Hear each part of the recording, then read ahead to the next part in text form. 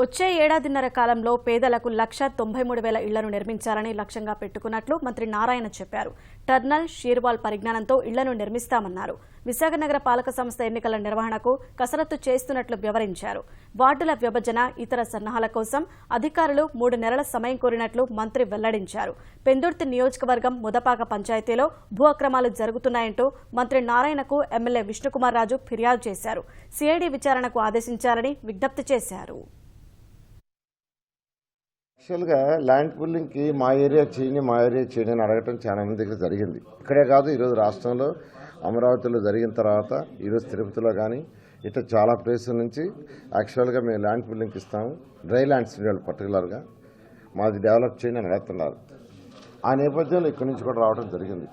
ఖచ్చితంగా దాని మీద తరువుగా స్టడీ చేసి దాని మీద డిస్కస్ చేసి ఎటువంటి అవినీతి ఎక్కడా లేకుండా 100% చేయడం జరుగుతుంది. వారు చెప్పింది వీరు చెప్పింది ఇద్దరిది కన్సిడర్ చేసి దాని మీద డిస్కస్ చేసి చేస్తాం. ఈ ల్యాండ్ పూలింగ్ విధానంలో ఈ అసైన్డ్ ల్యాండ్స్ మాత్రము ఎంక్వైరీ చేయవలసిన అవసరం ఉంది.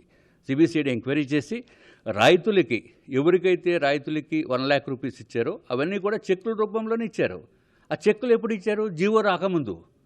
అంటే జీవోని కూడా తెప్పించే అంత అధికార యంత్రాంగము ని కూడా తప్పుదావ పట్టించే గనులు మనకు రాష్ట్రంలో ఇప్పుడు ఉన్నట్టు మనకి అర్థమవుతుంది.